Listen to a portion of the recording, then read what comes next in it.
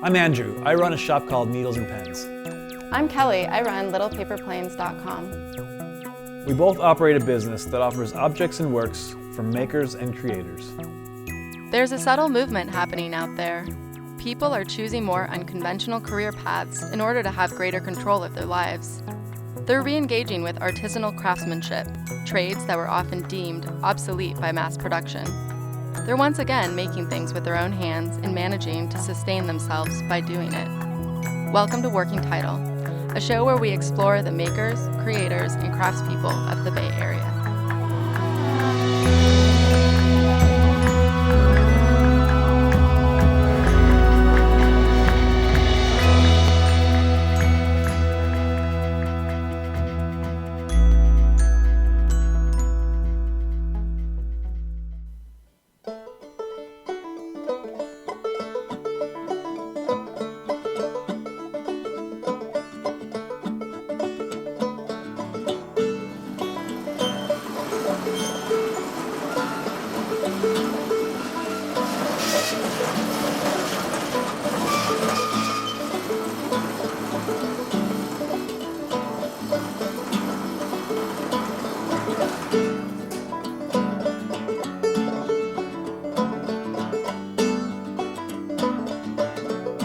We have skills,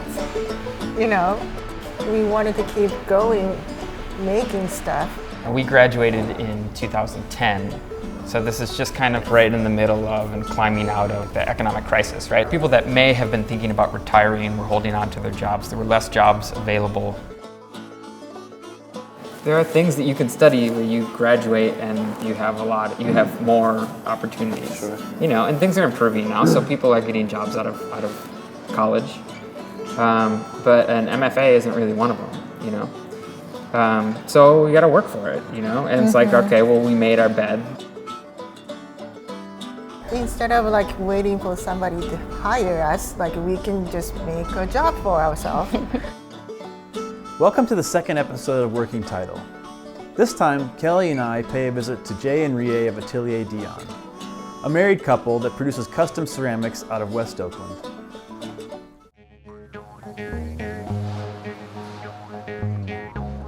It started with our teachers. So it's teachers that forwarded along opportunities. I need help building this project in ceramics.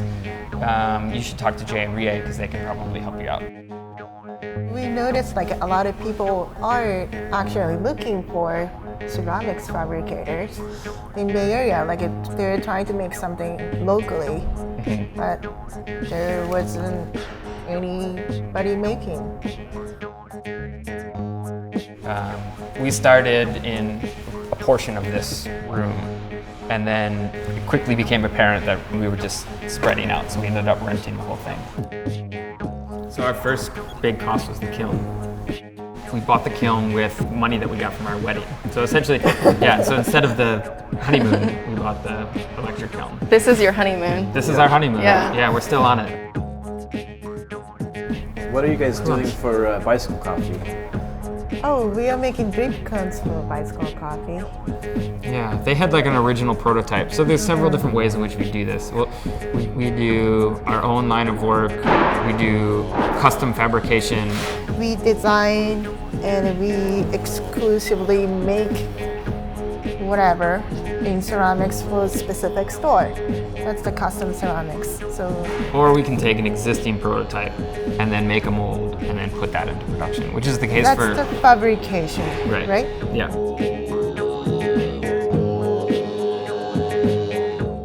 Is that kind of what you want to keep doing, is having it spread out a bit, so that means income comes from a variety of different sources, or is there a specific, are you trying to just focus more on the line?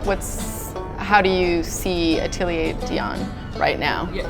We need to do a lot of these things. If we were to just make our own line and try to kind of sell that's really difficult, right? So that's our least frequent order, the shops that we work with. And, granted, we're not trying to get 15 shops, and we're not trying to look outside of the Bay Area for selling these things. But we've made a choice to kind of, balance these things out a little bit, right? Well, from fabrication jobs, we get more consistent like income also. Like for example, Bicycle Coffee, like they order 100 every month, so that's our consistent income. So that helps us to keep going. Right. And then that's one of several jobs that kind of repeat each month, you know? Building those relationships and kind of sustaining those orders lets us do kind of more of the custom collaborations, the custom fabrications. Yeah. Right.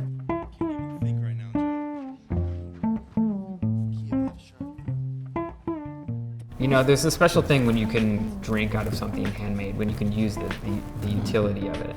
You know, and there's a different feeling that comes from using a cup that somebody's made than using a cup that you've purchased at. There's a human element to it. Yeah, exactly. And it's a work of art in a sense also, rather than just something that's been fabricated in a factory. right. We've experienced that, and we want people to experience that.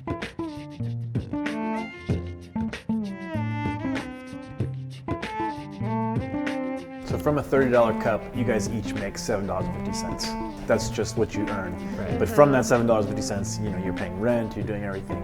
But do you know what the profit margin is per cup? I guess it's hard to equate. Yeah. Or are I you don't making know. profit yet? Well, Not really. No, I don't think we're so. making profit. You know, and not knowing the answer to that question Right. goes back to the bookkeeping. You know. Spreading love, yeah.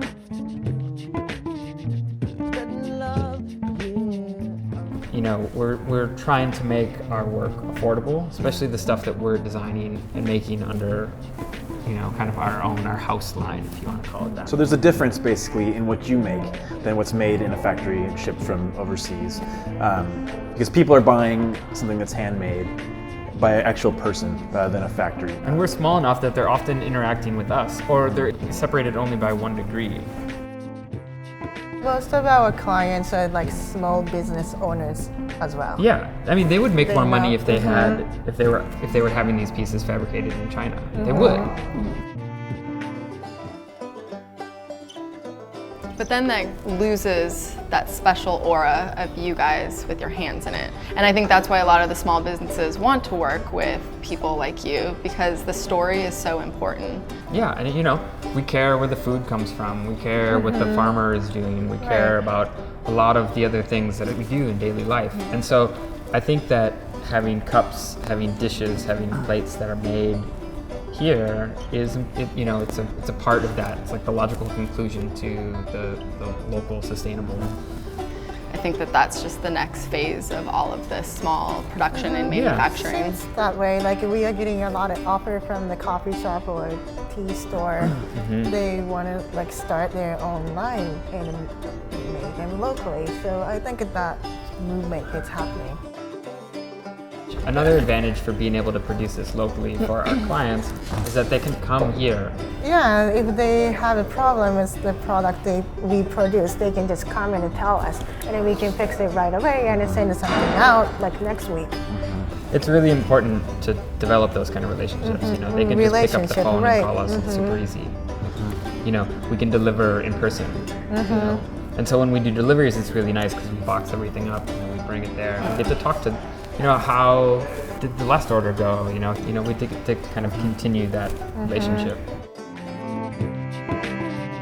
Spreading love. Where do you see Atelier Dion in 5 years? In 5 years, hopefully right here. Hopefully, you know, we would like to kind of maybe expand. And if we could have the whole building, that'd be great. You know, if we could have Have some employees to help us up. We'd like to spend more time designing, you know, working with our clients. Spend some time outside of the studio. Yeah. I think our understanding of success is a little different. It's more, it comes from our heart, I think.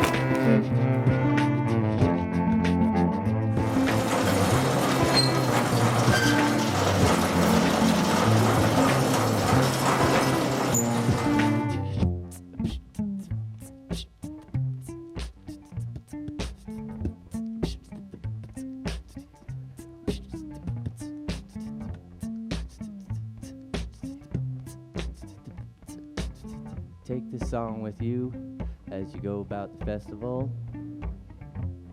And remember to spread